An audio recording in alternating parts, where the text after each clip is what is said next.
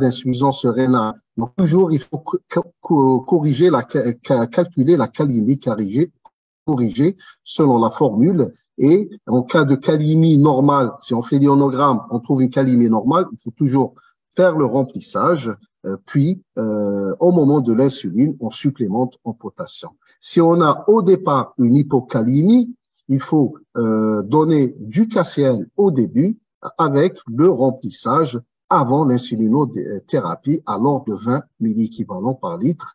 Et si on a une hypercalémie, il faut reporter l'apport de potassium jusqu'à ce que le débit urinaire soit documenté, c'est-à-dire jusqu'à la résolution de l'insuffisance rénale. Pour le sodium, on a une en cas d'acidocétose, on a une pseudo-hyponatrémie est fréquente chez les patients atteints d'acidocétose due à l'effet dilutif de l'hyperglycémie. Il faut toujours calculer la natrémie corrigée selon la formule affichée et le niveau de sodium, il doit augmenter généralement avec le traitement, c'est-à-dire après la réhydratation du sérum salé. L'absence d'augmentation au bout de 2 heures du sodium, si on a une hypotatrémie et au bout de 2 heures de réhydratation, on n'a pas une augmentation de la natrémie, il faut craindre un œdème cérébral et il faut toujours donc surveiller la natrémie chez ces patients. Une acidose sévère est réversible généralement au remplacement de fluide dès qu'on réhydrate et on donne de l'insuline. L'acidose, elle regresse et l'administration de bicarbonate, elle n'est pas indiquée et encore, elle peut être néfaste et elle peut engendrer même l'œdème cérébral et l'hypocalémie. Elle est utilisée dans les cas vraiment sévères d'acidocétose si le pH est inférieur à 6,9 et si on a une hypercalémie potentiellement mortelle. Donc, la surveillance, après, on doit mettre une fiche de surveillance et surveiller tous les constantes vitales. Bien sûr, il faut surveiller le poids du patient, évaluation des entrées et des sorties de fluide et bien sûr l'examen neurologique. Il faut guetter l'œdème cérébral et mesurer la glycémie capillaire tous les heures. Et bien sûr, il faut faire des bilans à type d'électrolytes, urée, calcémie, magnésémie, phosphate, hématocrite, les gaz du sang, tous les 2 à 4 heures. Quand cesser la perfusion d'insuline et la perfusion de la ration de base, bien sûr, chez les patients, il faut penser à arrêter la perfusion d'insuline chez des patients bien hydratés et tolèrent bien le pérose, donc disparition des vomissements et des signes cliniques. Si le pH est supérieur à 7,30 et les pICA sont supérieurs à 15, c'est une condition. Donc, la condition, c'est la disparition de l'acidocétose. Donc, il est préférable d'arrêter la perfusion d'insuline avant le repas. Donc, il faut cesser la perfusion 15 à 30 minutes après l'injection sous-cutanée d'un analogue, ou bien 1 à 2 heures après celle d'une insuline, après une injection d'insuline ordinaire. Et la majorité des épisodes d'acidocétose se résolent au bout de la 12e heure. Donc, à la 12e heure, généralement, à 90% des cas, l'acidocétose disparaît, l'enfant il est bien réhydraté, on peut, dans ce cas, arrêter la perfusion. Quelles sont les complications? On a les complications de l'acidocétose, donc on a l'hypocalémie, l'insuffisance rénale, c'est les complications d'hypovolémie, les complications cérébrales thromboischémiques et hémorragiques, l'inhalation pulmonaire en cas de coma, hypocalcémie, hypomagnésémie, hypophosphatémie sévère, et on a également les complications liées au traitement. Les complications liées au traitement, c'est surtout l'œdème cérébral qui représente 60 à 80% de tous les décès de l'acidocétose. Donc, c'est la complication qu'il faut rechercher a priori. Donc, quels sont les facteurs de risque de l'œdème cérébral chez le jeune âge? Bien sûr, le diabète nouvellement diagnostiqué et un retard de diagnostic, surtout la durée plus longue des symptômes. Et avant le traitement, vous avez les facteurs de risque comme l'hypocapnie sévère, une acidose sévère et bien sûr une insuffisance rénale. Et après le traitement, et surtout après le traitement, c'est un traitement par le bicarbonate constitue un facteur de risque d'œdème cérébral. L'hyperhydratation, surtout les 4 premières heures. Donc, chez l'enfant, il faut aller doucement sur l'hyperhydratation. L'administration d'insuline au cours de la première heure. Jamais il faut faire l'erreur chez un enfant qui vous arrive en urgence en acidocétose, de donner un bolus d'insuline. Ça, dans tous les coups, on a un œdème cérébral. Donc, il faut toujours réhydrater avant de commencer l'insulinothérapie. Et bien sûr, augmentation, et si on a une augmentation faible ou nulle de la natrémie pendant le traitement, si on a un retard de l'ascension de la natrémie, il faut penser à l'œdème cérébral. Donc, les signes cliniques, généralement, l'œdème cérébral se développe les 12 premières heures après le début de traitement. L'ISPAD a recommandé des signes majeurs pour aider les praticiens de faire le diagnostic d'œdème cérébral. Vous avez les critères majeurs et les critères mineurs de l'œdème cérébral. Donc, il vous faut 2 critères majeurs ou un critère majeur et 2 critères mineurs pour poser le diagnostic. Cette méthode elle a une sensibilité de 92% et des faux positifs de 4%. Quel est le traitement de l'œdème cérébral? C'est d'instaurer dès que la maladie est suspectée, donc il faut surélever la tête et réduire le début de perfusion d'un tiers, c'est-à-dire la réhydratation d'un tiers. Il faut donner du mannitol et par défaut, on peut donner des solutés salines hypertoniques si elle est disponible à 3%. Et cette soluté saline, elle est utilisée dans certains centres, elle est utilisée en première intention. Parfois, l'enfant nécessite intubation, mais vraiment rarement.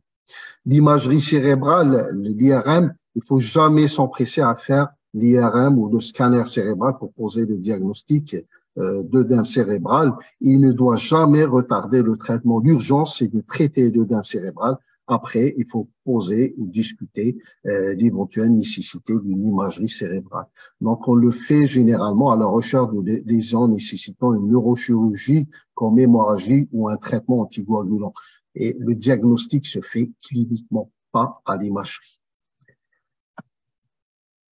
Donc, comment prévenir l'acidocétose? La prévention se fait par une surveillance de la glycémie, la gestion des jours malades, bien sûr, une surveillance à domicile des cétones et réduire plutôt qu'éliminer l'insuline lorsque le patient ne mange pas.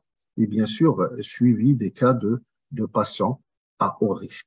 Et surtout, l'éducation thérapeutique chez l'enfant diabétique. Donc, en résumé, le traitement de l'acidocétose diabétique n'est pas une recette, mais un traitement à raisonner. Toujours penser à un risque d'œdème cérébral. Donc, vaut mieux faire durer plus longtemps la réhydratation et l'acidocétose que prendre le risque d'œdème cérébral.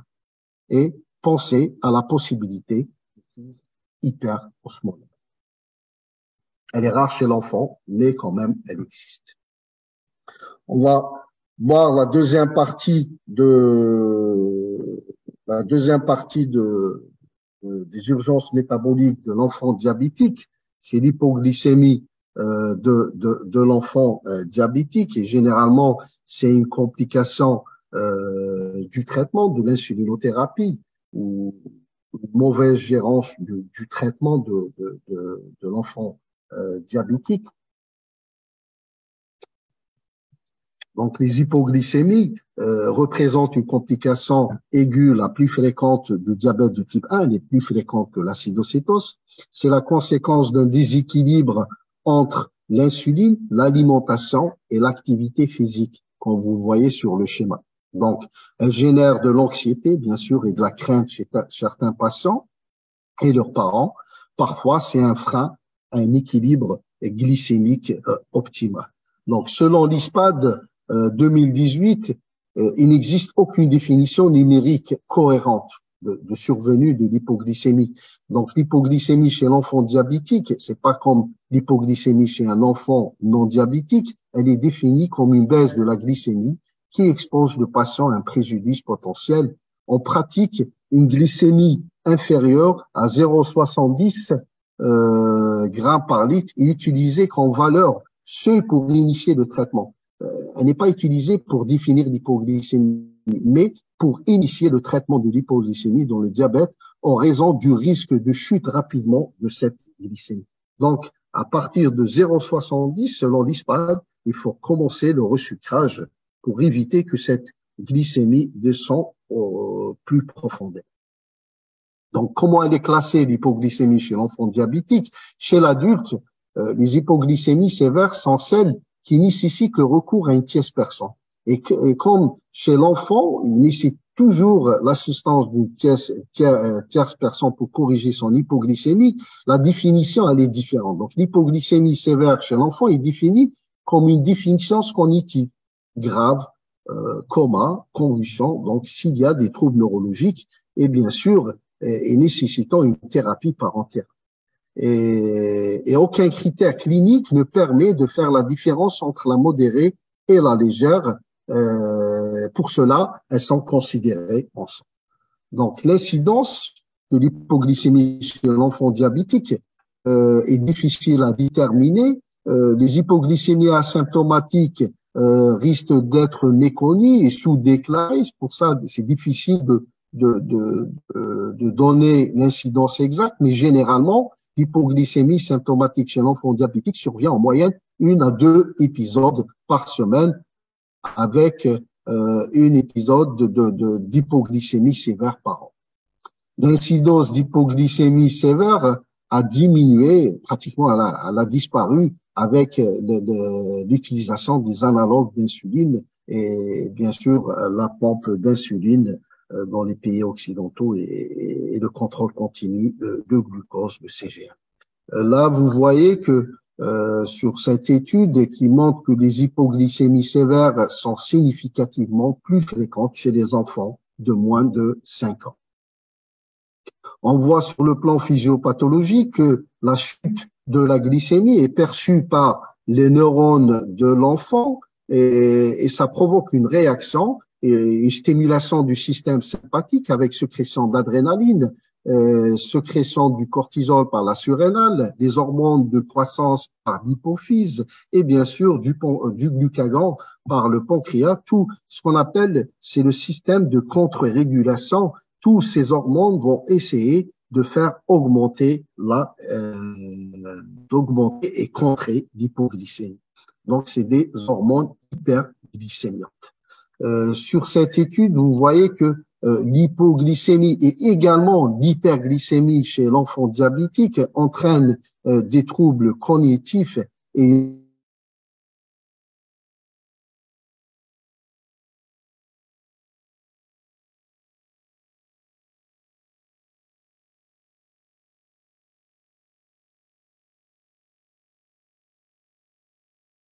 cérébrales. D'autres études n'ont pas montré ça, mais il faut prendre en considération.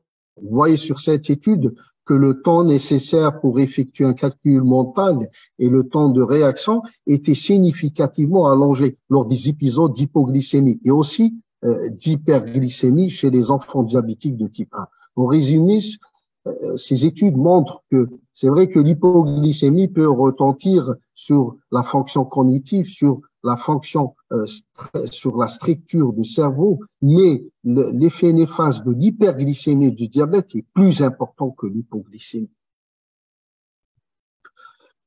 On a un impact psychologique sur des hypoglycémies chez l'enfant diabétique, c'est la peur des hypoglycémies. L'enfant atteint de diabète de type 1 et surtout les parents ont une anxiété, un manque de sommeil et perte de qualité de vie à cause de ces hypoglycémies. Cette crainte pourrait amener les parents ou bien sûr même les médecins à accepter des taux plus élevés de glucose et des comportements visant à éviter des hypoglycémies, ce qui conduit à un contrôle sous-optimal du diabète avec une HbA1c élevée. Quels sont les facteurs de risque ou les facteurs qui précipitent vers l'hypoglycémie? C'est l'excès d'insuline, bien sûr, s'il y a un surdosage, un risque d'hypoglycémie. L'exercice physique est une cause d'hypoglycémie chez l'enfant. Le sommeil, vous savez, pendant le sommeil, on a système de contre-régulation, les hormones de contre, le glucagon, le cortisone sont atténués. Donc, le risque d'hypoglycémie est très important pendant le sommeil. Et bien sûr, l'omission d'un repas fait partie des précipitants, des facteurs qui précipitent vers l'hypoglycémie. Les facteurs de risque proprement dit, c'est les jeunes âges, moins de 5 ans, on l'a démontré, parce que chez les enfants de moins de 5 ans, toutes les études ont montré que c'est un facteur de risque. La cible, si on a une cible glycémique trop stricte, c'est-à-dire une HbA1c, si on vise une HbA1c moins de 7, le risque d'hypoglycémie est important. Si on a des hypoglycémies sévères antérieures et répétées, vous savez, les hypoglycémies sévères et antérieures nombreuses vont provoquer une diminution du seuil, c'est-à-dire le seuil à partir duquel l'adrénaline est sécrétée, l'hormone de contre-régulation. Et cette hormone, l'adrénaline, c'est elle qui donne les signes adrénergiques, la sueur, la tachycardie. Si ce seuil est diminué, donc on a la non-perception de l'hypoglycémie qui est un facteur de risque d'hypoglycémie sévère. Bien sûr, d'autres facteurs de risque, c'est l'existence de comorbidités comme la maladie cœliaque, l'hypothyroïdie et l'insuffisance surrénalienne. Les symptômes d'hypoglycémie, on en a parlé, c'est des signes adrénergiques. C'est les premiers signes qui apparaissent comme la pâleur, la palpitation, les tremblements, bien la transpiration, l'anxiété, etc.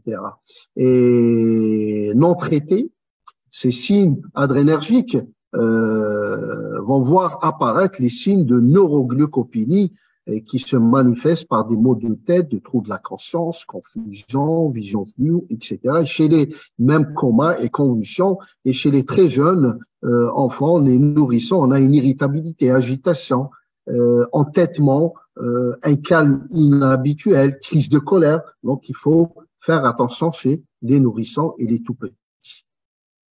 Comment traiter l'hypoglycémie chez l'enfant diabétique? L'objectif, c'est d'atteindre une glycémie supérieure à 1 gramme par litre. Et le traitement de l'hypoglycémie, on a 2 étapes. C'est le traitement. La première étape, c'est le traitement des hypoglycémies légères à modérées. Donc, toujours, il faut donner le sucre par voie péros privilégiée. Si la conscience, elle est conservée. Donc, mettre l'enfant au repos, donner du sucre rapide pour faire rapidement remonter la glycémie. Donc, c'est des comprimés de sucre. Numéro 4, elle contient 5 grammes de sucre rapide. C'est l'aliment le plus rapide. Il est efficace, précis et pratique.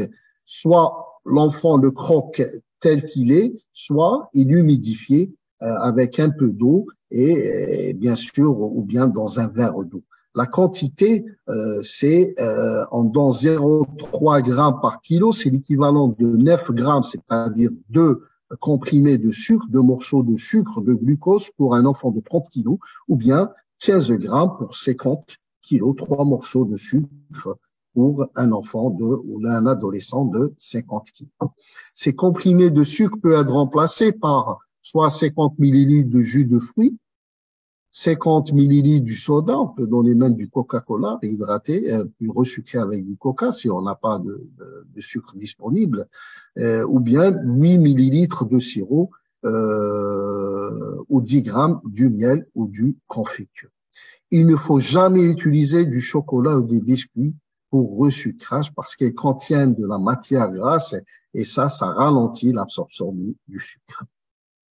Donc, si on schématise, en cas d'hypoglycémie chez l'enfant diabétique, donc traitement d'hypoglycémie, c'est le resucrage et contrôle de la glycémie après 10 à 15 minutes. Si vous avez une bonne réponse glycémie supérieure à 1 gramme, on peut donner à l'enfant après de glucides complexes comme le fruit, le pain et les céréales pour éviter les récidives.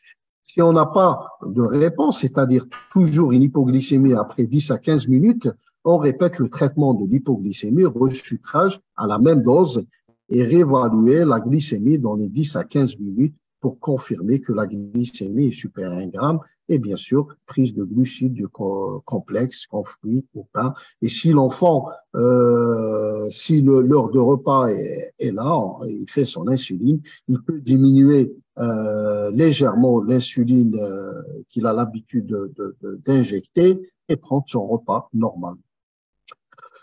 Le traitement d'hypoglycémie sévère, ça passe par des injections. Si l'enfant, il y a deux cas, si l'enfant est en ambulatoire, c'est-à-dire est à la maison, vous voyez tout en haut, c'est le glucagon, on utilise le glucagon en injection intramusculaire ou bien en subcutané, comme on utilise, comme on a l'habitude d'utiliser l'insuline. Donc on peut l'utiliser en intramusculaire ou en subcutané.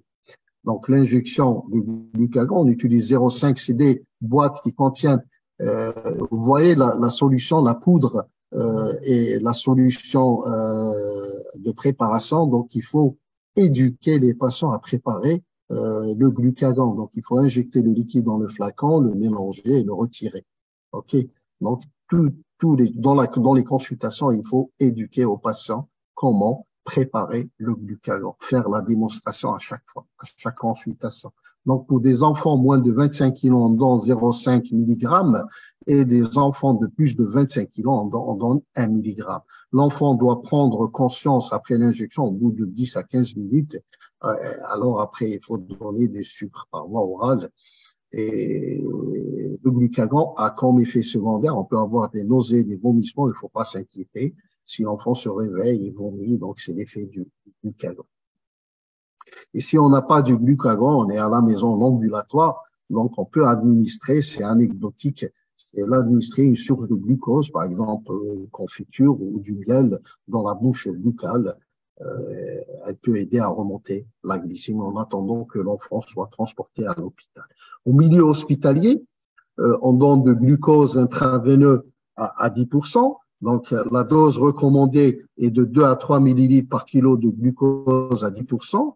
Une administration rapide, une concentration excessive peut entraîner des changements osmotiques et risque d'œdème cérébral. Il faut faire très attention pour aller très doucement dans la perfusion.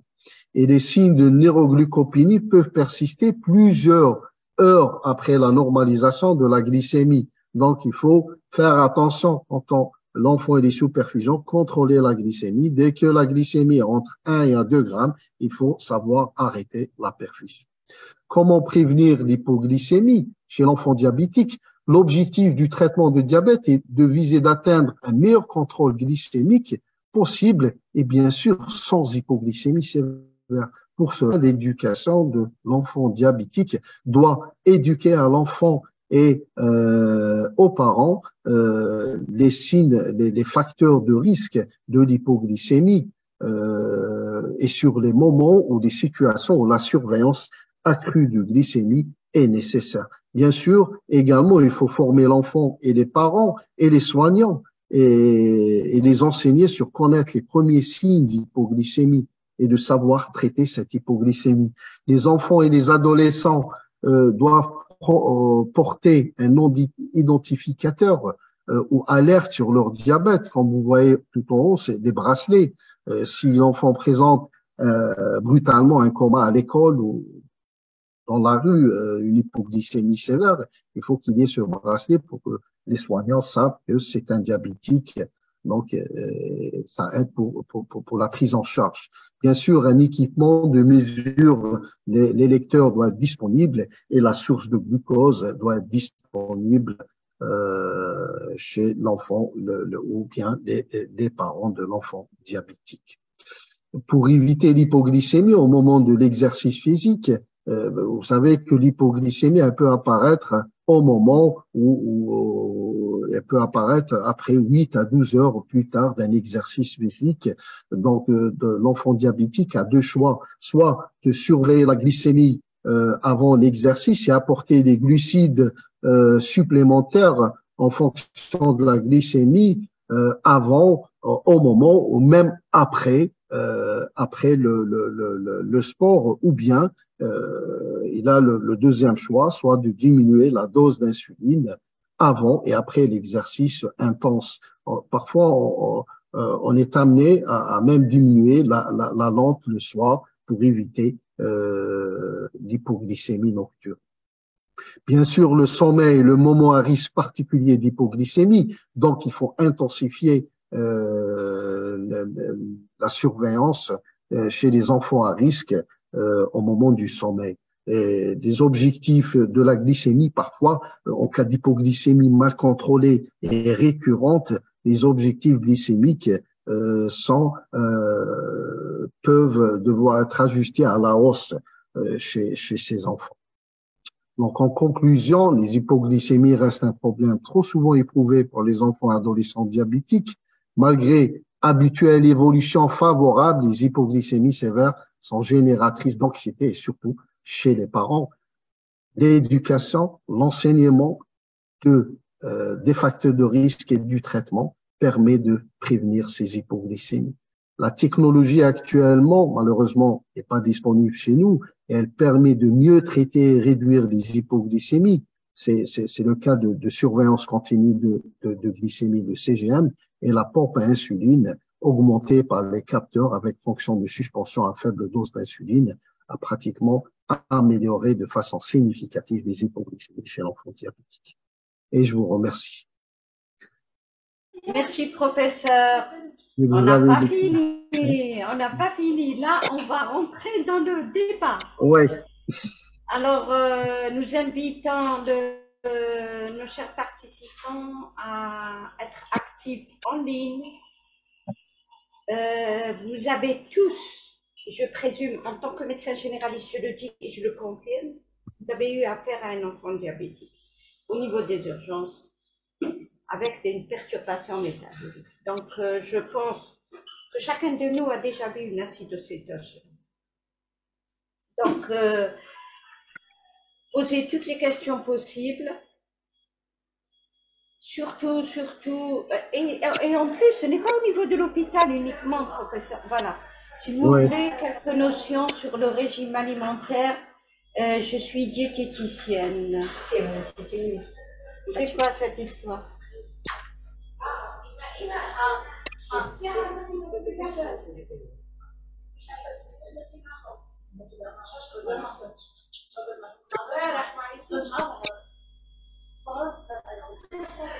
Vous répondez, professeur? J'ai rien entendu. Ah bon, chauffe le chat. Ah, d'accord. روح للشات عندك la question تاع 10 heures. Donc je dois sortir de. Attends.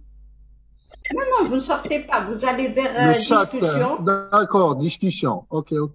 Voilà, cliquez à la discussion. D'accord. عندك déjà deux questions. عندك l'œdème cérébral, importance de la clinique. عندك quelle est l'alimentation? Je suis diététicienne, je pense que c'est un domaine de nutrition. S'il vous plaît. Vous voyez les questions? Oui. D'accord. Un problème de sang, si pas de sang, attendez. Alina, le problème de sang, moi j'entends très bien, il y a ceux qui entendent très bien, donc ça se règle à leur niveau. Donc, l'œdème cérébral, l'importance de la clinique, bien sûr, l'importance vous savez, l'œdème cérébral peut apparaître avant, c'est-à-dire avant de commencer le traitement et généralement après le début de traitement. L'importance de la clinique, oui, c'est pour ça on installe une surveillance neurologique, c'est les signes de Glasgow. Donc, toute détérioration neurologique, une somnolence inhabituelle, des maux de tête qui commencent juste après le début de la réhydratation, surtout les céphalées, des vomissements incoercibles, et surtout les troubles neurologiques sombres, des convulsions, de somnolence. Tout cela, le moindre doute, donc il faut commencer le traitement par le mannitol ou bien le sérum salé hypertonique. D'accord, il ne faut pas s'empresser à faire l'IRM et le scanner cérébral. Donc, même par excès, traité par le mannitol. D'accord, si vous avez des troubles neurologiques ou des céphalées qui commencent juste après la réhydratation. D'urgence, si on ne trouve pas de veine, on peut utiliser aux urgences. Si on ne trouve pas de veine, on peut utiliser le glucose par voie rectale ou par sonde gastrique. Merci. Là, vous parlez des hypoglycémies. Bien sûr, si on arrive, vous avez j'ai parlé du glucagon. Vous avez la possibilité du glucagon. Et normalement, si on a un enfant de plus de 25 kilos, on donne une injection de glucagon, soit en intramusculaire ou bien au subcutané. Et normalement, 10 à 15 minutes après, l'enfant il reprend conscience et on peut donner le sucre par voie péros. Si on n'a pas du glucagon et on peut pas prendre la voie IV, j'ai expliqué, on peut donner du gel de glucose ou bien de la confiture ou du miel dans la poche buccale. Théoriquement, il y a une certaine absorption et bien sûr, quand vous dites une sonde nasogastrique, si on est obligé et de mettre du glucosé et de faire passer directement dans l'estomac, mais il faut faire attention chez les enfants comateux parce qu'elle peut provoquer une inondation pulmonaire. Donc, vous avez plusieurs possibilités comment traiter l'hypoglycémie. Bon, merci professeur. Est-ce qu'il y a d'autres questions? Oui, عندك un cas clinique ولا؟ Un cas clinique?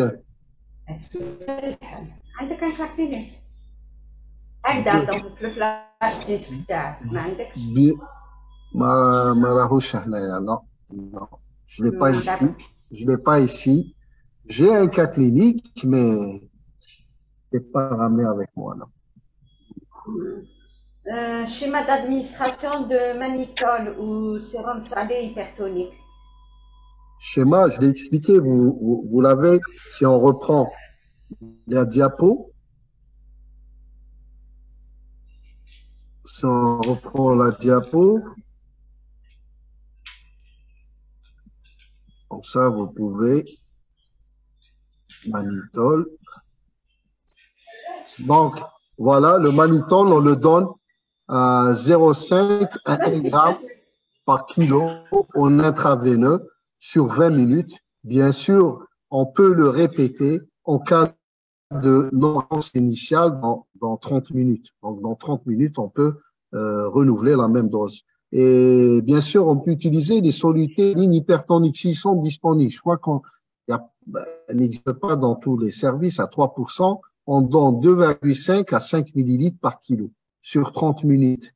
Certains centres commencent par cette solution hypertonique, mais ou bien de façon alternative, utiliser du mannitol. Si ça ne donne pas, on passe aux solutés hypertoniques.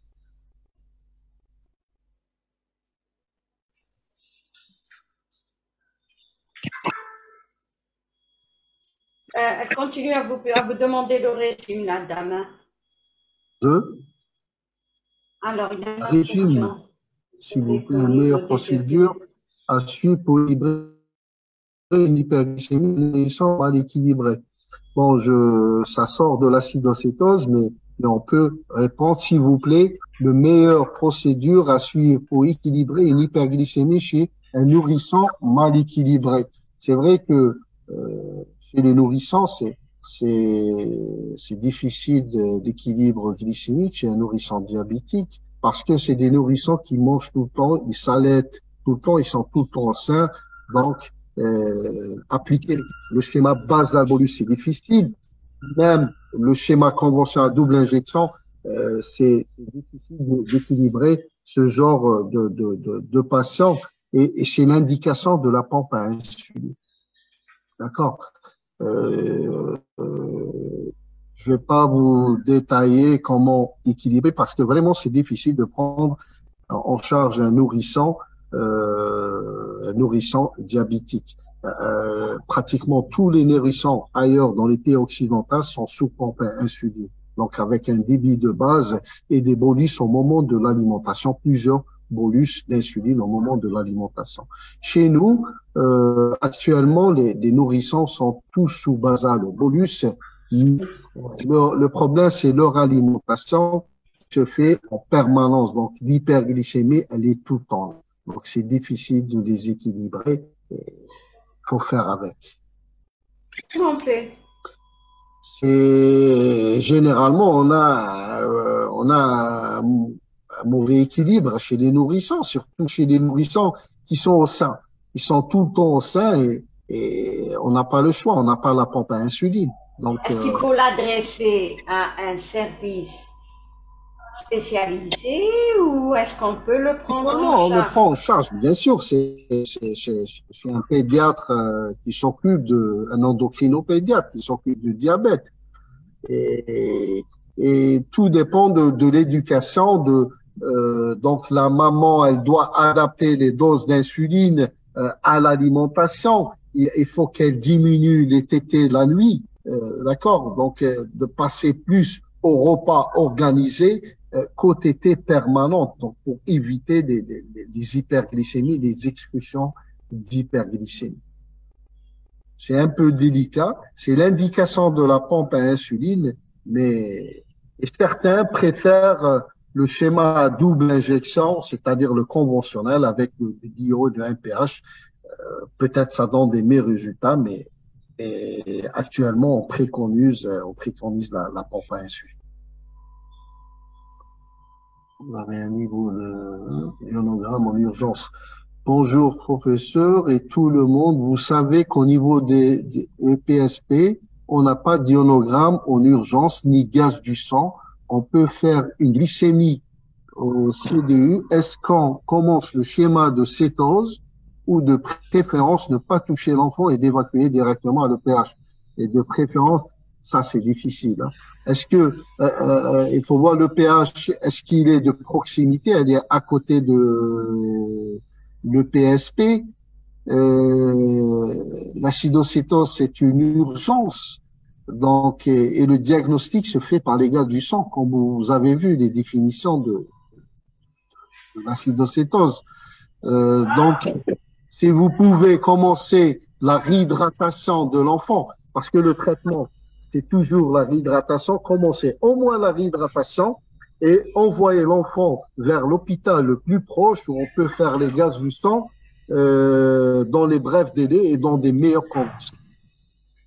Mais si vous pouvez prélever, par exemple, vous suspectez une acidocétose, vous pouvez maintenir le patient chez vous, vous commencez la réhydratation, vous faites les prélèvements, vous envoyez les prélèvements à l'hôpital le plus proche et vous aurez les résultats dans l'heure qui suit. Donc, vous commencez la réhydratation dans tous les cas, on commence par une réhydratation avec du sérum salé. Au bout d'une heure, donc vous avez les résultats et une réhydratation, ça fait pas de mal, même si c'est pas une acidocétose. D'accord? Donc, ça peut attendre l'insuline, elle peut attendre.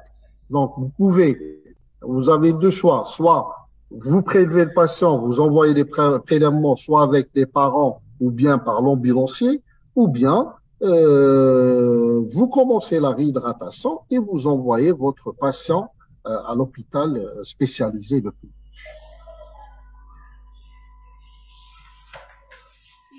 Laboratoire pour l'absorption holographe. Est-ce qu'on peut traiter une acidocétose dans une polyclinique où on n'a pas de laboratoire et surtout en absence d'ionogramme? C'est la même question pratiquement. Pour poser le diagnostic d'acidocétose, il vous faut le pH, donc il vous faut les gaz du sang et bien sûr l'ionogramme sanguin. Donc si vous pouvez commencer la réhydratation et faire les prélèvements et l'envoyer à l'hôpital, donc je viens d'expliquer tout ça. Comment gérer la période de lune de miel pour éviter les hyper et les hyperhypo? Comment gérer la période de lune de miel pour éviter les hyper ou l'hypoglycémie sévère? Bon, là, c'est vrai que la lune de miel, c'est une période très difficile et c'est le médecin trouve des difficultés à traiter. Et vous savez, la lune de miel, elle commence 1 à 3 mois après le début du diabète. Et elle va persister pendant 1 an. Et pendant cette période, on est amené à diminuer les doses parce que l'enfant, il va faire des hypos, on est amené à diminuer les doses. Parfois, on arrête pratiquement complètement l'insuline. Ou l'enfant, ou parfois, il va nécessiter qu'une lente. Donc, le soir, 2 ou 3 unités de lente. Donc, il faut agir en fonction des hypoglycémies.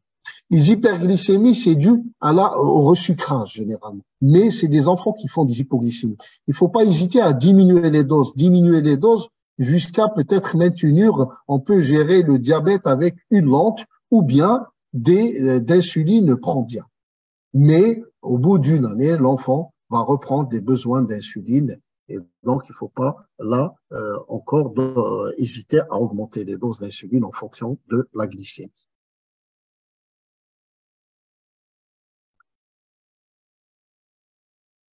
Comment gérer l'hypoglycémie obligatoire. L'acidocétose diabétique, c'est une urgence. Et ça, c'est une question. Hein. Vous voulez un commentaire? Je sais pas. L'acidocétose diabétique est une urgence et les gaz du sang n'est pas obligatoire pour la prise en charge. On doit se baser sur la clinique pour débuter. Non, ça c'est faux. On a expliqué que le diagnostic de l'acidocétose se fait sur le pH sanguin. Et même pour classer la légère et la sévère et la modérée est basée sur les gaz du sang et les bicarbonates. Et bien sûr, la glycémie, si elle est supérieure à 2 grammes. Donc, c'est inéluctable.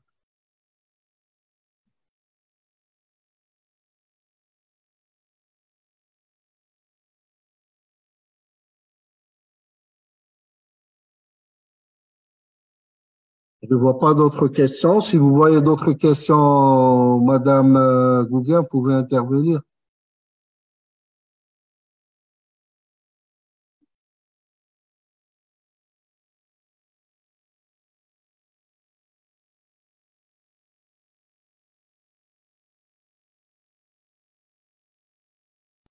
Loumi. Oui, Ouais. madame. Il dorment apparemment. Comme je des questions à ce point. D'habitude, le diabète Quand j'ai des questions, je suis là, même en dehors de l'acidocétose et même en dehors de l'hypoglycémie. Bon, il faut que ça rentre dans le diabète de l'enfant.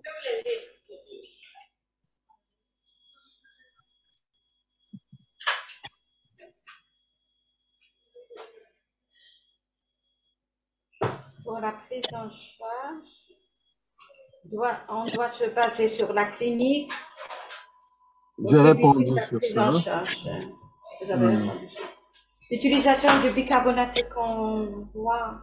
L'utilisation de bicarbonate qu'on voit au niveau des urgences est inexpliquée. Oui, les bicas sont contre-indiqués en cas d'acidocétose parce que donner des bicas au départ, avant l'insulinothérapie, peut engendrer, il y a un risque d'œdème cérébral, il y a le risque d'hypocalémie.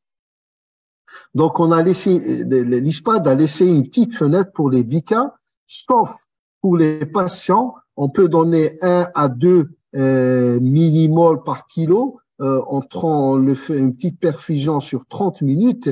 Au moment de la réhydratation, on commence la réhydratation dans les bicas. Si il y a une acidocétose sévère, c'est-à-dire le pH inférieur à 6,9, et si on a une hypercalémie associée. Dans ce cas-là, on peut utiliser, mais avec prudence, les bicas. Il ne faut pas s'empresser à donner les bicas. Généralement, la réhydratation et l'insulinothérapie après règlent le problème de l'acidocétose. Donc, il faut être, sauf dans les formes vraiment sévères, où le pH est inférieur à 6,9, et si vous avez une hypercalémie, vous pouvez donner une petite dose à 1 à 2 milli-équivalents sur 30 minutes, sur 20 à 30 minutes.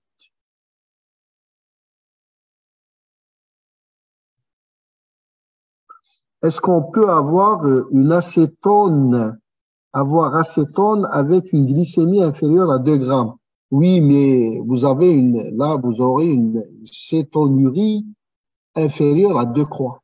Et généralement, ce qu'on appelle les cétonuries de jeûne. Des enfants qui sont à jeûn de plus de 8 heures, on peut avoir une glycémie inférieure à 2 grammes. Et bien sûr, cétone 1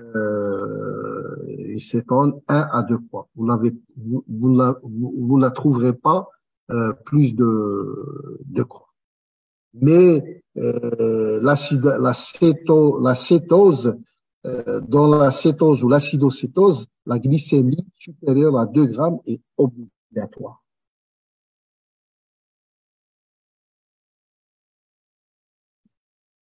Chez l'adulte pour les bicas. Même chez l'adulte pour les, oui, bien sûr, même pour le traitement de l'acidocétose, chez l'adulte, les bicarbonates sont contre-indiqués. En contre-indiqué, il y a un risque d'œdème cérébral et je ne cesse de le répéter, surtout l'hypokaliémie. Donc, il y a un risque de troubles de rythme et d'arrêt cardiaque. Augmentation d'IE chez les enfants non diabétiques. Encore, s'il vous plaît. Non, là, on remarque qu'il y a une augmentation d'hypoglycémie chez l'enfant non diabétique. Bien sûr, là, ça relève d'autres causes. C'est pas, ça n'a rien à voir. En fait, l'hypoglycémie chez l'enfant diabétique, c'est dû à l'insulinothérapie. D'accord? Mais chez les enfants non diabétiques, ça relève d'autres causes. Ça relève de maladies métaboliques. Ça peut être une maladie comme la glycogénose, galactosémie, l'hyperinsulinémie. Si on a une insulinémie au niveau du pancréas sécrétant, peut provoquer une hyperglycémie. Donc, ça rejoint d'autres causes. Là, on n'est pas là. Quel est l'objectif de l'hémoglobine glyquée chez l'enfant? Oui, l'ESPAD recommande un objectif glycémique ou une hémoglobine glyquée de l'enfant diabétique, c'est-à-dire une hémoglobine inférieure à 7,5. D'accord?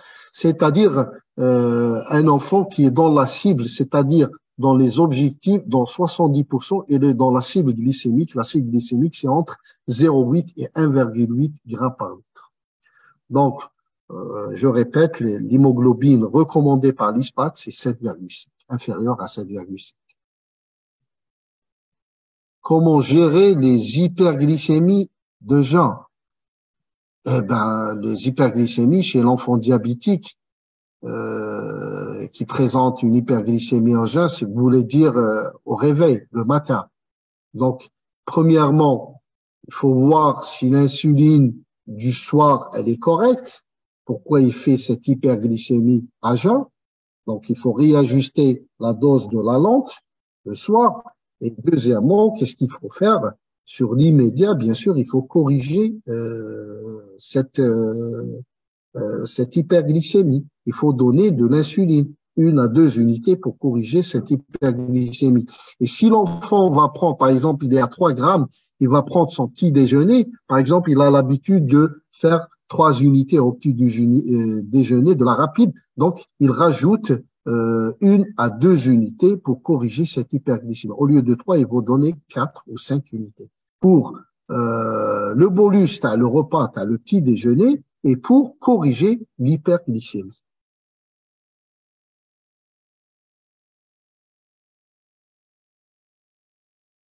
Bien sûr, je vais passer tout de suite les slides pour que vous pouvez prendre de photos. Madame Gougan, est-ce que je peux vous transmettre la communication? Vous la transmettez au... Vous avez un ingénieur à côté de vous. Un ingénieur. Donc, je chauffe madame. Je vais vous transmettre les slides, il n'y a pas de souci, vous pouvez leur donner le coma hypoglycémique. Moi, j'ai une question. Est-ce que c'est différent entre le nourrisson et l'enfant? C'est quoi le différent? C'est le diabète. Est-ce que la prise en charge complète, oui. Non, la prise en charge, c'est la même. J'ai 2 personnes. J'ai un nourrisson et un enfant qui arrive chez moi aux urgences. Est-ce que c'est la même prise en charge? La prise en charge de l'acidocétose. La prise en charge, elle est la même. Elle est la même. La même, c'est la réhydratation en sérum salé selon le poids. Vous avez 10 à 20 millilitres sur au bout de 20 à 30 minutes. Et il faut réhydrater. Dès que la glycémie est entre 2 et 3, il faut passer à la ration de base, 1,5 à 2 litres par mètre carré, avec du sérum glucosé et les électrolytes, et commencer une insulinothérapie. Par contre, chez le nourrisson et les enfants de moins de 5 ans, le débit de l'insuline en IV est entre 0,05 unités par kilo et par heure. Et chez l'enfant plus de 5 ans, la dose elle est plus élevée de 0,1 unité par kilo et par heure. C'est ça la différence. Mais pour la réhydratation, c'est le même schéma. Et la surveillance, c'est la même chose. D'accord. L'activité physique conseillée pour l'enfant diabétique, notamment au scolaire, bien sûr. Mais chez l'activité physique scolaire, l'activité physique programmée, c'est-à-dire il doit faire du sport au moins 3 fois par semaine. Elle est indiquée chez l'enfant diabétique comme les enfants normaux. D'accord? Ça améliore le contrôle du poids, ça donne plus de sensibilité à l'insuline et, et bien sûr, ça fait partie de l'hygiène de vie. Donc, il faut recommander l'activité physique chez les enfants diabétiques. Si vous pouvez fermer les micros parce que et il faut toujours prendre des précautions. Vous avez deux choix chez l'enfant avant l'activité physique. Soit par exemple s'il fait son activité physique généralement c'est à 17 heures le soir quand il revient de l'école, le goûter de 16 heures. Soit il diminue l'insuline, t'as le goûter à 16 heures. Par exemple s'il fait 4 unités, il va mettre à peu près 2 unités. Il diminue de 20 à 30% la dose d'insuline et il contrôle sa glycémie. Si elle est bien, il peut commencer le sport Tao sans prendre du sucre. Et bien sûr, au moment du sport, si l'activité elle est intense, au moment et après l'activité physique, il doit contrôler sa glycémie et bien sûr prendre du sucre si nécessaire. L'autre alternative, il peut faire, par exemple, s'il fait à 17 heures son sport, il peut prendre l'insuline normal, prendre son goûter normalement, et bien sûr, avant de commencer le sport, il contrôle sa glycémie. S'il trouve une glycémie normale, il prend du sucre ou un jus de fruits ou bien un sucre lent, et il commence son sport, et bien sûr, tout en surveillant sa glycémie au moment et après l'activité physique. Parfois, on est amené chez les sportifs, par exemple, de haute intensité, à diminuer la dose de lampe le soir pour éviter, parce que le jour, ils font de l'activité physique intense, ils peuvent faire des hypoglycémies nocturnes. Donc, parfois, on est amené à diminuer la dose de la lampe pour éviter ces hypoglycémies.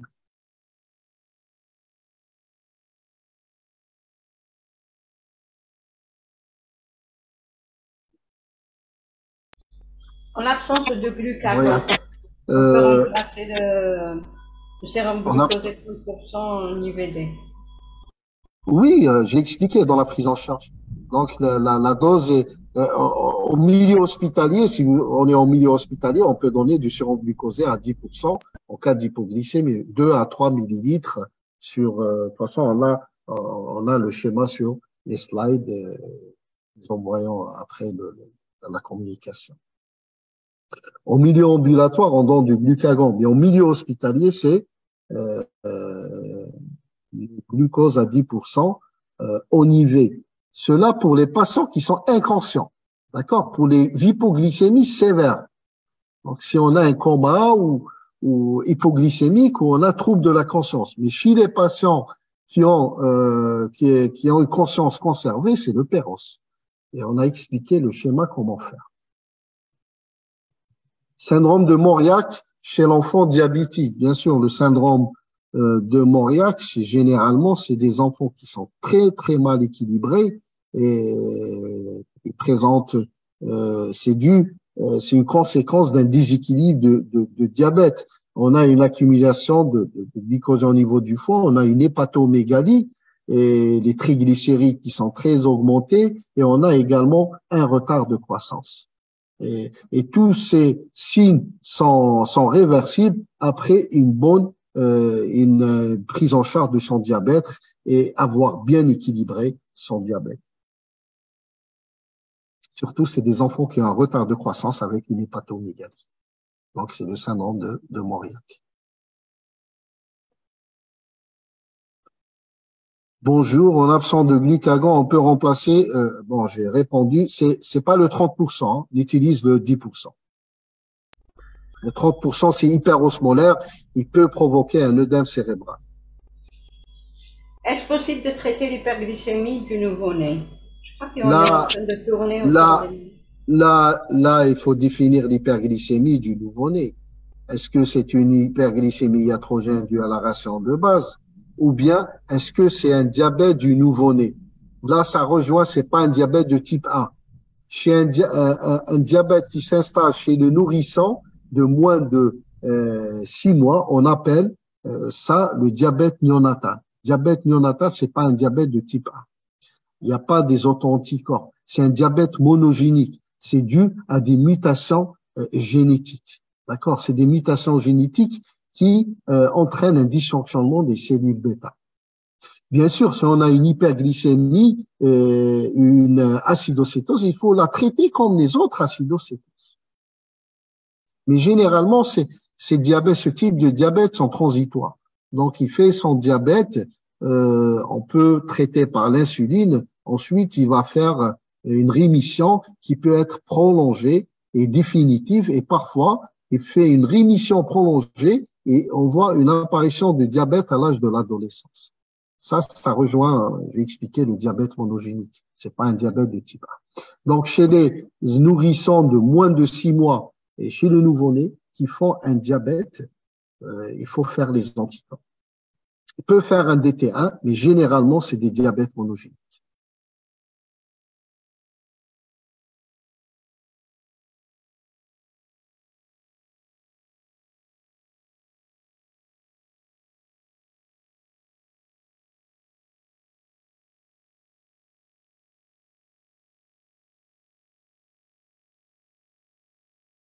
Quoi signifie une hémoglobine glyquée à 5?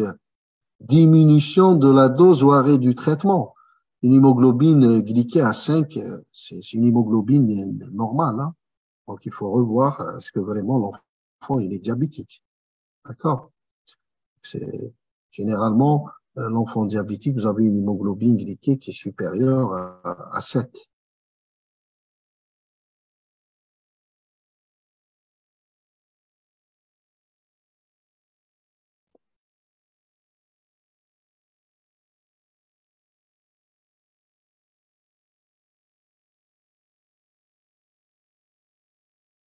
Ne vous en faites pas, je vais vous envoyer la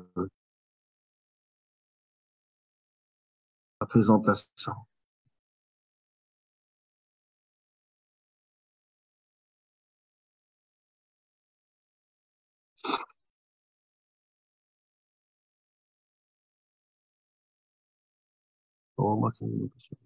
Vraiment, il n'y a plus de questions.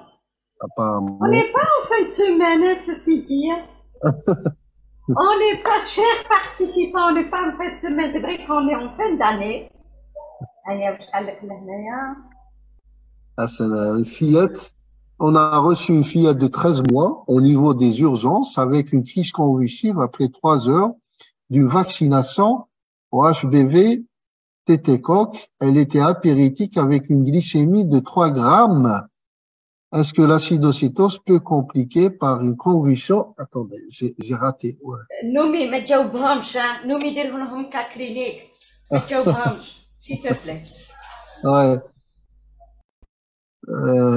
Un acideux peut compliquer des convulsions et à votre avis peut faire une vaccination à un enfant diabétique non équilibré.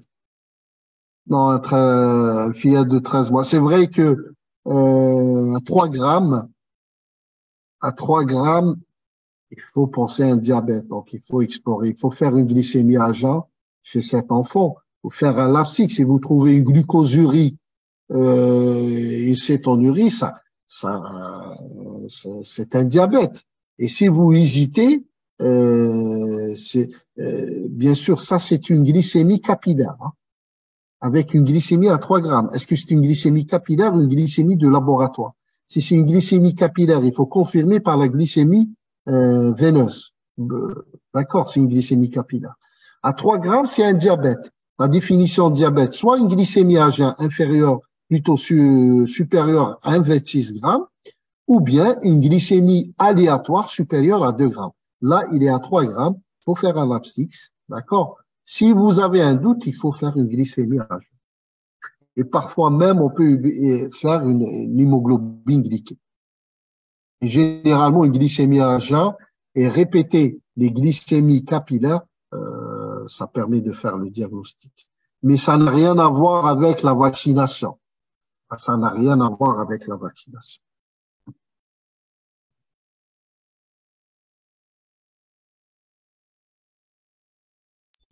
Pourquoi vous parlez de vaccination? Là, pour le cas clinique, pour la patiente reçue, fillette de 13 mois au niveau des urgences avec une crise convulsive après 3 heures d'une vaccination HBV et DT-Coq. Elle était apéritique avec une glycémie à 3 grammes, une acidocétose peu compliquée par une convulsion. Et votre avis pour faire une vaccination à un enfant diabétique non équilibré? Bon, j'ai compris qu'elle mettait en relation la vaccination avec sa glycémie à 3 grammes. Pour ça que... Pensez-vous que les cas est-ce qu'il y a eu des cas Covid chez l'enfant qui avait développé un diabète? Pendant la période du Covid, entre 2020 et 2022, c'est vrai on a constaté une augmentation de l'incidence des enfants diabétiques hospitalisés chez nous à Mustapha. Et même au niveau des statistiques de l'INSP. Vous savez qu'on a un registre, l'INSP, qui recense tous les hôpitaux et l'incidence de diabète de l'enfant. On a constaté une augmentation de l'incidence. Mais cette relation avec le Covid, elle n'est pas établie. Bon, chez nous, à la CMI, la clinique médicale CHU Mustapha, à chaque fois on faisait des sérologies ou bien on faisait la PCR, on trouvait des patients diabétiques hospitalisés avec PCR négatif et avec PCR positif. D'accord? Donc, les deux à la fois. Il y a une augmentation de l'incidence. Oui, peut-être le Covid a augmenté l'incidence de diabète. Il a accéléré peut-être l'apparition du diabète déjà chez un enfant prédisposé. C'est pas beau, si vous comprenez ce que je dis. Chez des enfants, mais si c'est la cause du diabète, non, ça n'a pas été prouvé.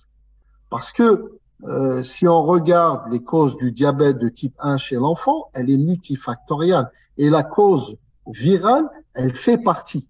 D'accord? Généralement, avant, on incriminait le Coxsackie virus. Mais c'est une partie des plusieurs facteurs. Donc, la théorie virale, elle existe. En ce qui concerne le Covid, peut-être il a accéléré l'apparition du diabète chez les enfants prédisposés, mais pour être la cause du diabète de l'enfant, rien n'a été prouvé. Dis-moi, Noumi, même les études, oui, oui. Même chez l'adulte, par rapport à l'augmentation du diabète hémorragique, oui. Est-ce que vous avez eu des cas d'hyperglycémie avec un jeûne prolongé? Vous répondez d'abord à la question. Ça y est. Ce que je voulais dire, c'est par rapport à l'enfant. Dans le cadre de l'enfant, oui. Est-ce qu'il y a un protocole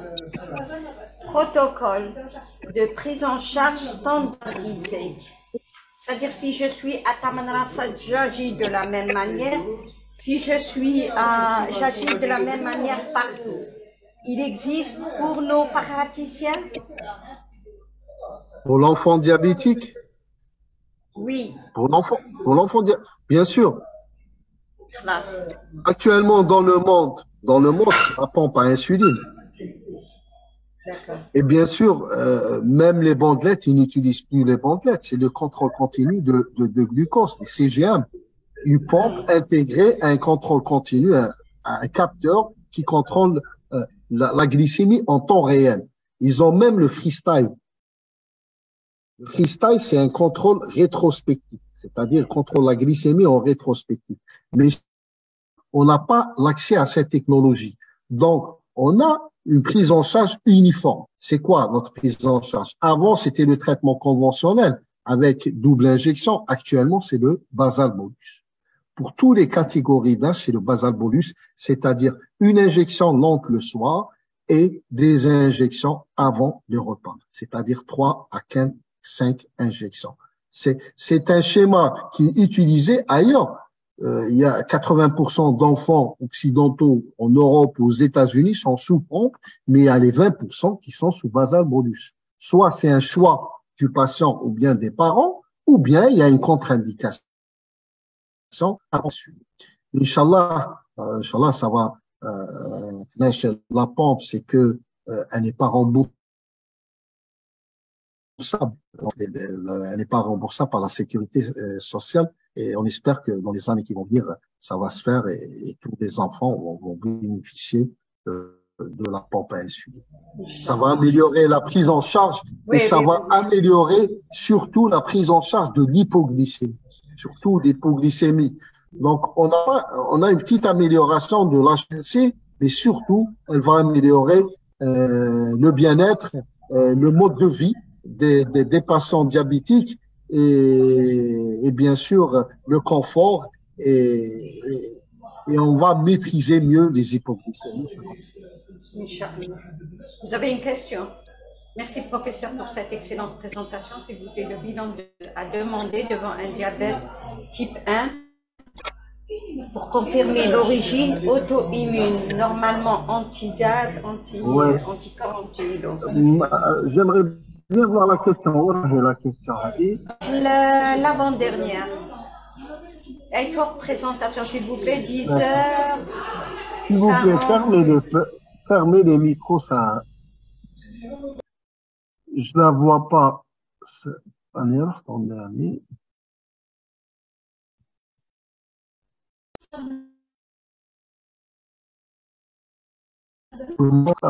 Je l'ai pas. Vous pouvez me la relire, Madame Gougam? L'avant-dernière.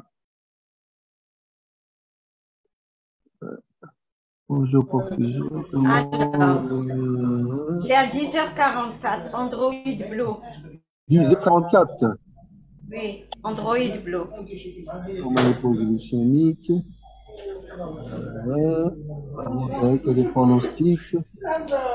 Je ne l'ai pas. Vous pouvez me la relire?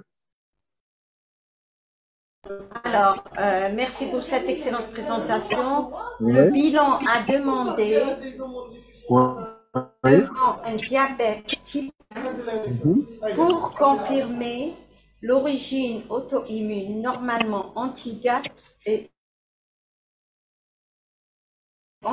les diabètes de type 1, c'est vrai que chez l'enfant, chez nous, c'est plus de 90%, c'est un diabète de type 1. Donc, d'habitude, si c'est un enfant qui présente une acidocétose ou une hyperglycémie, et c'est évident qu'un diabète de type 1, on n'est pas obligé de recourir à doser des auto-anticorps. Mais dans certains cas, par exemple, si l'enfant présente une obésité, il y a des antécédents importants de diabète dans la famille qui fait penser au diabète monogénique et diabète de type 2, là, il faut par exemple, le cas de diabète qui apparaît à moins de l'âge de 6 mois dans le diabète néonatal, là, il faut différencier est-ce que vraiment c'est un diabète du type 1 ou autre type de diabète. Alors, qu'est-ce qu'on fait? Quels sont les anticorps qu'on doit doser en premier? Généralement, on dose, bien sûr, pour retenir la définition actuelle de diabète de type 1, il faut qu'on ait 2 auto-anticorps positifs. Donc, on commence par des GAD, dosage de GAD, et les IA2. D'accord? Les IA2. Si on a les 2 auto-anticorps qui sont positifs, on est sûr c'est un diabète de type 1. OK? Si on a un seul auto-anticorps positif ou bien les 2 auto-anticorps qui sont négatifs, là, on dose le 3e auto-anticorps. Ça, c'est les recommandations de l'ISPAD, hein, le zinc T8. D'accord? C'est le zinc T8. Et si on trouve le zinc T8 positif, c'est un diabète de type 1. S'il est négatif, c'est un autre type de diabète, soit un diabète monogénique ou diabète de type 2. Donc, ce que je veux dire, donc, il faut pas doser les auto-anticorps parce qu'ils sont chers dans tous les coups. D'accord? Pour les diabètes. Sauf si vous suspectez un autre type de diabète. Parce que pour le diabète monogénique, il ne relève pas de l'insulinothérapie. Il relève de la metformine, le glucophage. D'accord? Pour ça, il est intéressant d'identifier est-ce que c'est un diabète type 1 ou type 2. Pour cela, il faut doser les auto-anticorps. J'espère que j'ai répondu à votre question. Ensuite, il y a une question. Quel est le pronostic des patients présentant un syndrome de Mauriac? Un syndrome de Mauriac, je l'ai expliqué, c'est un diabète mal équilibré et un diabète et un retard de croissance avec une hépatomégalie qui est due à un dépôt de glycogène au niveau du foie. Bon, il est généralement réversible si on arrive à rééquilibrer le diabète et de le mieux prendre en charge. Et bien sûr, on pourra avoir une reprise de la croissance et la disparition de l'hépatomégalie, bien sûr. Mais ça prend un peu de temps, mais il est réversible avec une bonne prise en charge de son diabète. Il y a quelqu'un à côté de vous, là, Oui. Pour lancer le téléchargement de la formation. Pour les slides, je vais appeler Baba, elle n'est pas à côté de moi. Sinon, je vais l'appeler. Je vais l'appeler.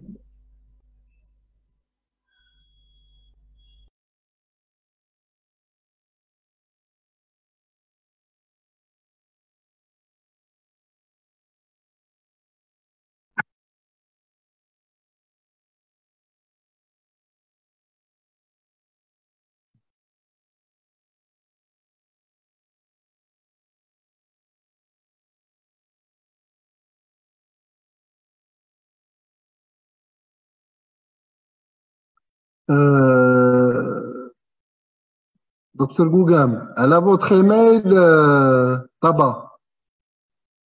Docteur Baba. En attendant, vous pouvez poser d'autres questions. Oui, docteur Baba. Voilà, et la technicienne, s'il te plaît. Battez, allez, ça.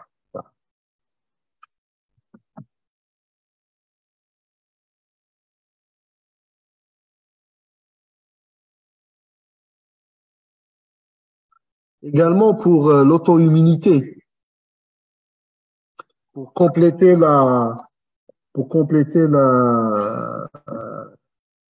l'explication, on fait le bon bilan auto-humain. Mais chez les enfants diabétiques, au moment d'hospitalisation, vous savez que le diabète de type 1 est une maladie auto-immune. Donc, on peut avoir d'autres maladies auto-immunes. Alors, l'ISPA, qu'est-ce qu'elle recommande? De faire les sérologies cœliaques au moment du diagnostic du diabète de type 1, faire les TPO, c'est-à-dire les anticorps antithyroïdiens, d'accord, au moment du diagnostic et chaque année dans les 5 premières années qui viennent, d'accord. Donc, toutes les études ont montré qu'il y a une augmentation de l'incidence de la maladie cœliaque et de la thyroïdite au cours des 5, plutôt 1 an avant le diagnostic et les 5 années après le diagnostic. Donc, toujours, qu'en bilan initial, faut demander les sérologies cœliaques, les transglutaminases, les IgA totaux et bien sûr les TP pour la thyroïde.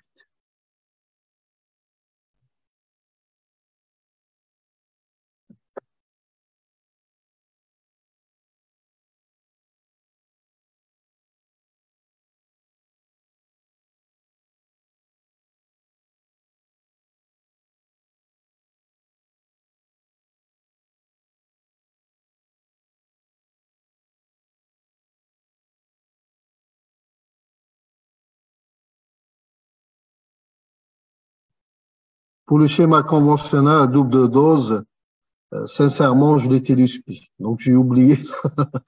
Il n'est plus d'actualité. Si vous utilisez le schéma conventionnel, vous devez mélanger les deux insulines. Donc, vous devez utiliser la MPH et la MPH, elle n'est plus recommandée parce qu'elle donne des hypoglycémies sévères, surtout chez les nourrissons.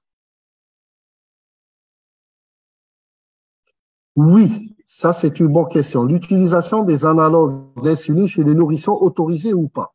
C'est vrai que il n'existe pas d'AMM, c'est-à-dire l'AMM, l'autorisation de marché, chez les nourrissons de moins d'1 an. Pour les analogues, c'est-à-dire que ce soit les Vemir, Lantus ou Novorapide ou autres. Mais sincèrement, chez nous, on l'utilise.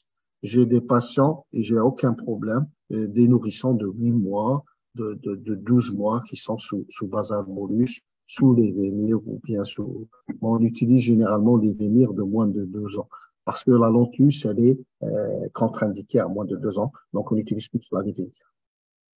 Il n'y a pas de souci. Personnellement, j'ai des nourrissants de 8 mois, de 9 mois qui étaient sous basal bolus, ça pose aucun problème. Par contre, si on les met sous schéma conventionnel, ça provoque des hypoglycémies sévères et même des hyperglycémies. Vous avez la rigidité, c'est-à-dire l'enfant il doit prendre le goûter pour éviter les hypoglycémies. Donc le repas il peut pas sauter un repas, il doit manger. Et chez le nourrisson c'est délicat. Par contre dans le basal bolus on a la flexibilité, d'accord. Si l'enfant ne mange pas, il prend pas son insuline. Donc, il peut sauter un repas. Donc, on a plus de liberté et plus de flexibilité dans le schéma basal bolus.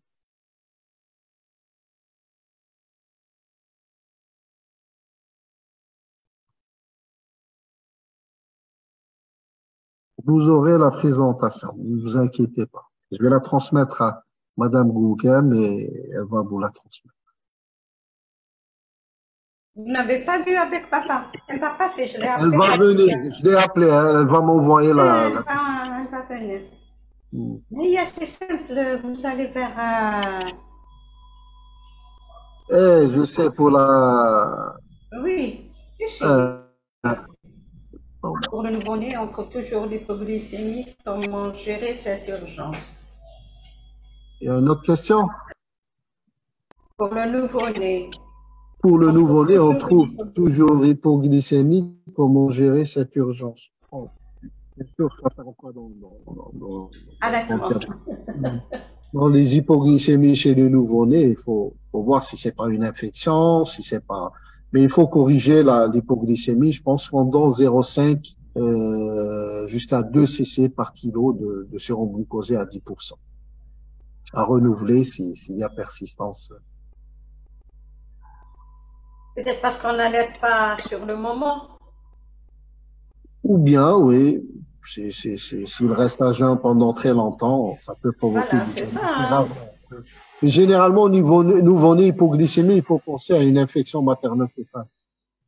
Le meilleur schéma, c'est 2 retards plus bolus ou 1 retard plus bolus. Bon, c'est vrai, 2 lentes, vous voulez dire retard, 2 insulines lentes. Avec la lentus, c'est la durée d'action, elle est sur 24 heures. Donc, avec la lentus, on utilise la glargine. La glargine, on utilise une seule injection de lente, d'accord, avec les bolus préprandiales. Mais les vémirs, on peut utiliser la durée de vie, elle est courte, c'est-à-dire de 18 heures. Donc, certains utilisent 2 injections matin et soir de lente. Mais pratiquement tous les patients, même sous les vémirs, ils sont sous une seule injection. Et ça donne des bons résultats. Donc, tout dépend de l'équilibre de votre enfant.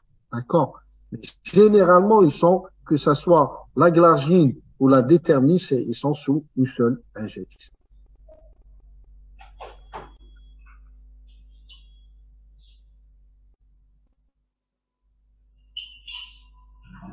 Essayez de me poser des questions sur le diabète parce que l'hypoglycémie nouveau-né, ça rejoint une autre qui présente une bronchiolite, par exemple.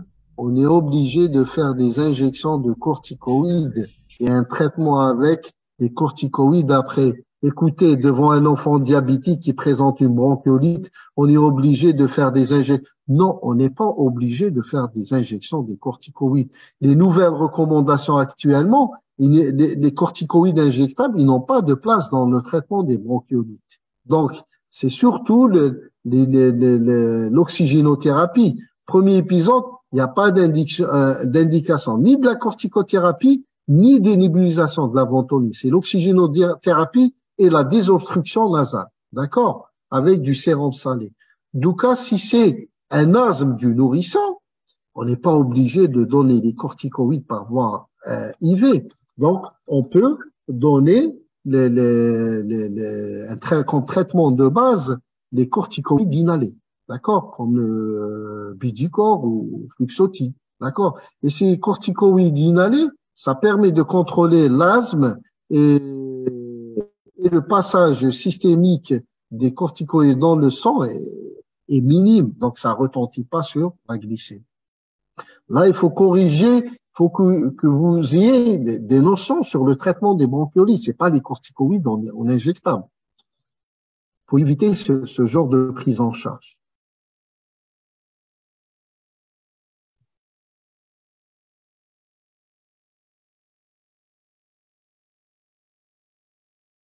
Chez l'adulte, j'ai remarqué que les adultes qui font des hypoglycémies répétées et qui ont des antécédents familiaux de diabète deviennent par la suite diabétiques. Bon, chez l'enfant, c'est vrai qu'il existe des formes monogéniques de diabète, mais c'est pas le diabète de type 1, hein, là, ce que vous êtes en train de dire. C'est des diabètes monogéniques ou le diabète maudit, diabète de jeunes. C'est vrai qu'il y a le type 2, par mutation de HNF, ça commence généralement par des hypoglycémies et plus tard, l'enfant développe le diabète. Mais c'est pas de diabète auto-immun, c'est pas dû aux auto-anticorps, c'est dû à un dysfonctionnement des cellules bêta.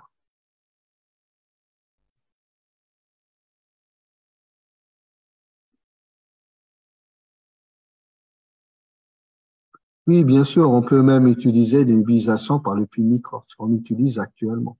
Donc, le recours aux injections IV de corticoïdes n'est plus recommandé. Par exemple, vous passez au pulmicort, le passage systémique du corticoïde est minime, donc le retentissement sur la glycémie est minime. Je pense que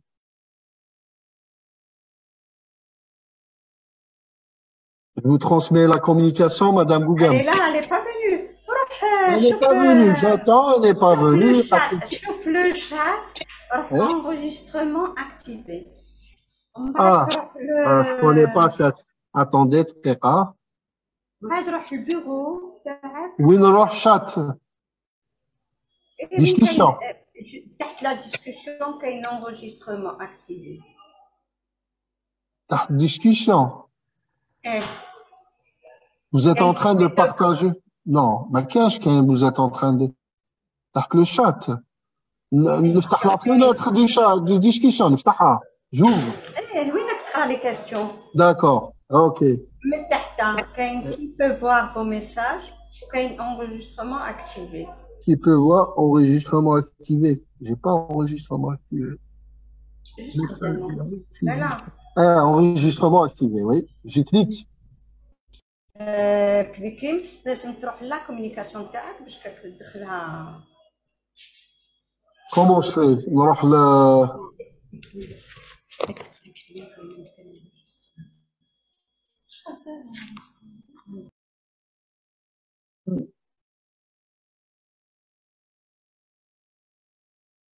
Comment je fais l'enregistrement activé? Je l'ai mis au bas.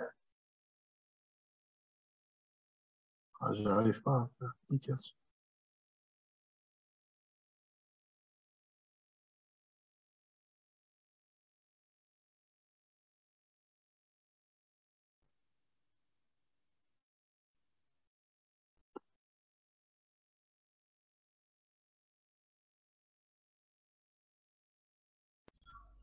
جاتك ولا ما جاتكش؟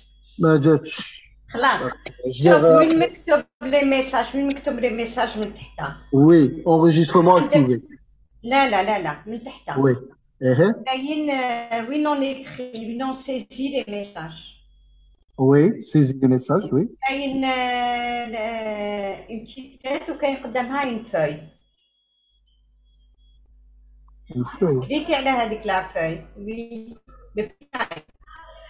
J'ai pas de petit carré. J'ai mon message direct.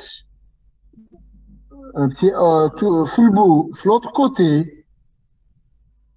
L'autre côté, عندك شوف كاين saisir le message. Saisir. Voilà. Juste à côté, كاين une petite tête et كاين un petit carré. Cliquez على le petit carré. لا كاش ما عنديش je sais pas À côté de saisir le message. À côté du mijoub symbole, Il y a Fatiha Allah, il y a saisir le message.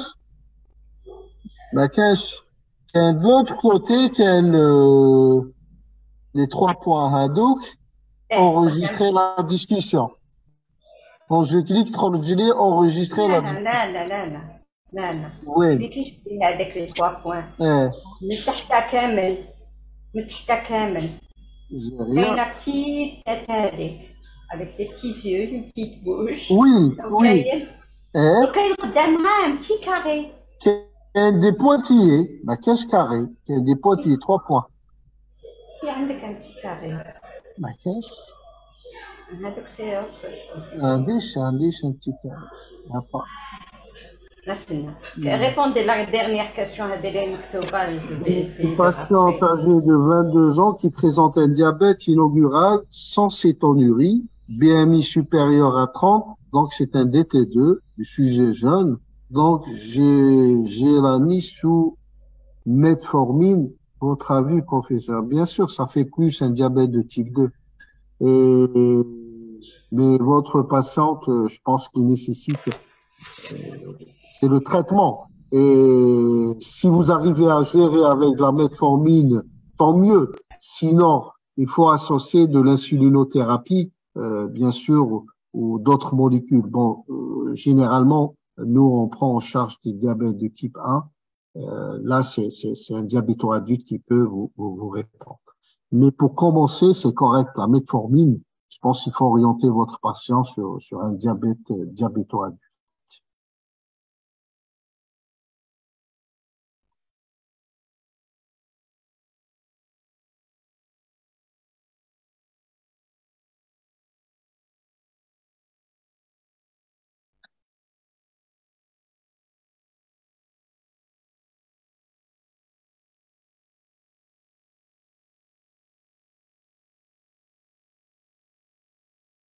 Oui, Baba. Voilà.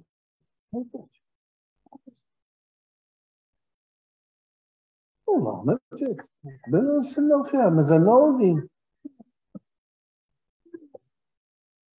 اوكي.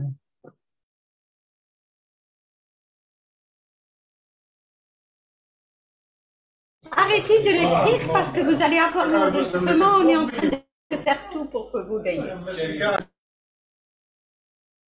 Sinon, je vous l'envoie par email, Madame Gougen, vous le transmettez, non?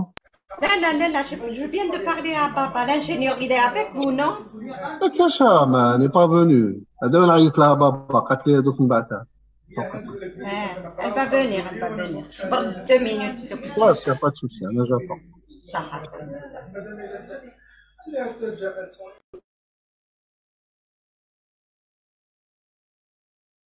Un nouveau-né, est-ce qu'il est pris directement en charge sur le plan nutritionnel ou ils attendent un peu? Non, directement les branches avec la diététicienne. Elle essaye de corriger et d'ordonner l'alimentation des enfants. Elle explique. Donc il sera suivi en consultation, il sera...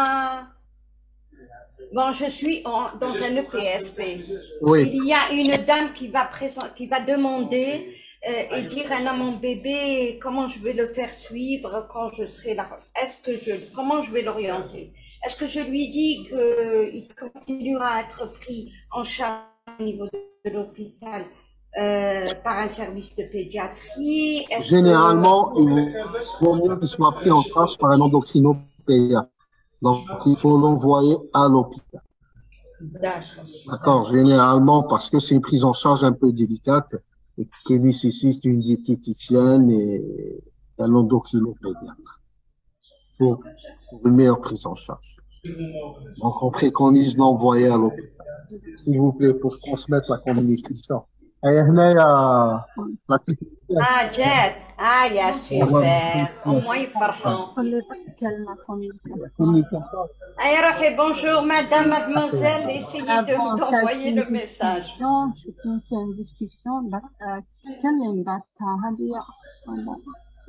روحي تحتها من كاين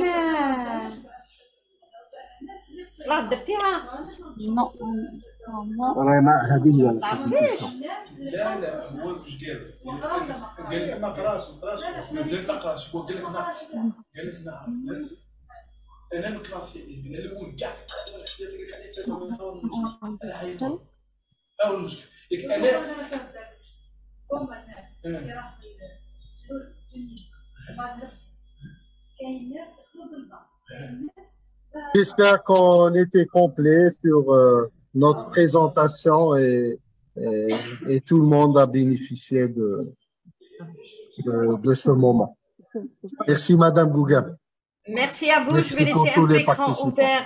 Je vais laisser un peu D'accord. l'écran ouvert pour que les gens puissent enregistrer.